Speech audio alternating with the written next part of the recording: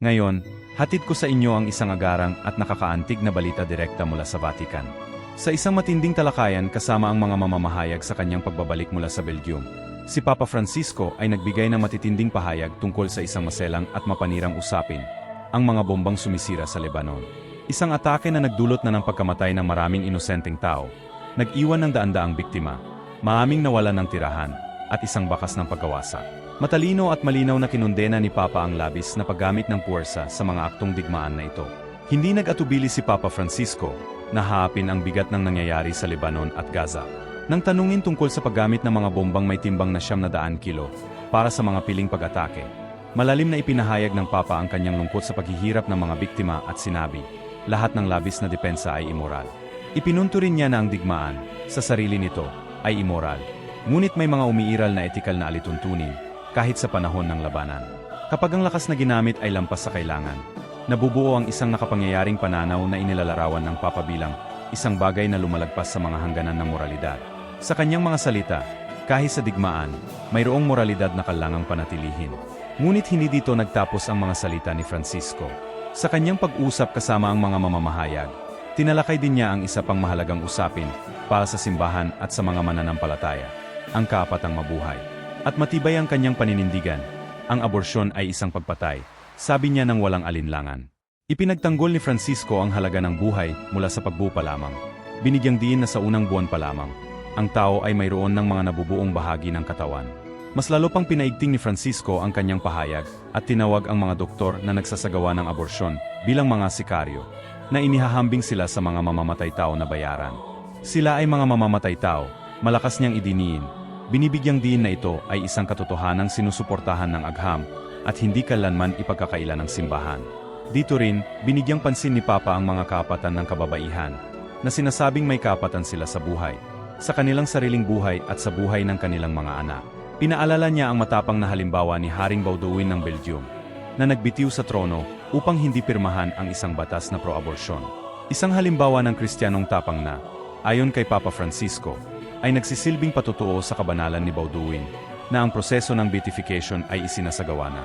Ang krisis ng mga pang-abusong sexual sa loob ng simbahan ay isa pang usapin na diretsong hinarap ni Francisco. Inilahad niya ang kanyang hindi matitinag na pangako na labanan ang salot na ito sa loob ng simbahan. Sa kanyang pagharap sa mga biktima sa Belgium, narinig ng Papa ang kanilang mga daing at kinilala ang sakit na kanilang dinadala. Inamin ni Francisco na natagalan ang simbahan sa pagharap sa ilan sa mga kasong ito. Ngunit binigyang diin niya na ang pagiging bukas at tapat ay mahalaga at ang pagtatakip sa mga pang-abuso ay ang tunay na kahihiyan. Kailangan nating alagaan ang mga biktima at parusahan ang mga nang-abuso, idineklara niya. Binibigyang diin na may tungkulin ang simbahan na protektahan ang mga pinakananganganib at tiyakin na ang mga krimeng ito ay hindi kailanman malilimutan o matatabunan. Isa pang mahalagang paksa na binigyang diin ng mga salita ni Papa Francisco ay ang papel ng kababaihan sa simbahan. Muling pinagtibay ng Papa na ang simbahan ay isang babae, ang nobya ni Kristo.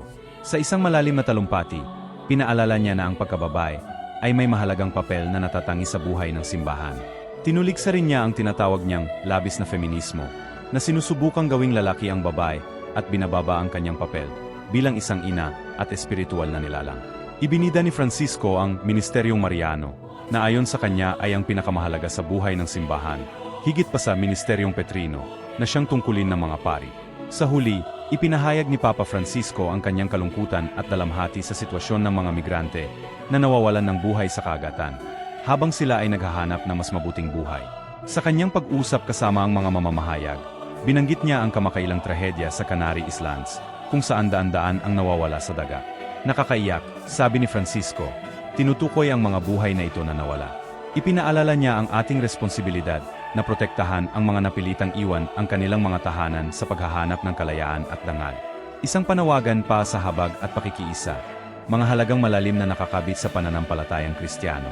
Ang mga salita ni Papa Francisco sa paglalakbay na ito, patungong Belgium, ay isang tawag pa sa buong mundo na pagnilayan ang pangangailangan ng katarungan, kapayapaan, at paggalang sa dignidad ng tao. Sa mga panahon ng digmaan, paghihirap, at pagkakawatak-watak, pinaalala sa atin ng Papa na tungkulin natin bilang mga Kristiyano na ipagtanggol ang buhay, protektahan ang mga maalita, at itaguyod ang kapayapaan sa lahat ng antas ng lipunan. At tuloy na subaybayan ang aming channel para sa mga karagdagang balita mula sa Vatican at mga mahahalagang usapin para sa pandaigdigang komunidad ng mga Katoliko. At tandaan, ipanalangin natin ang isa't isa at ang mga biktima ng lahat ng mga kawalan ng katarungan. Pagpalain nawa tayo ng Diyos.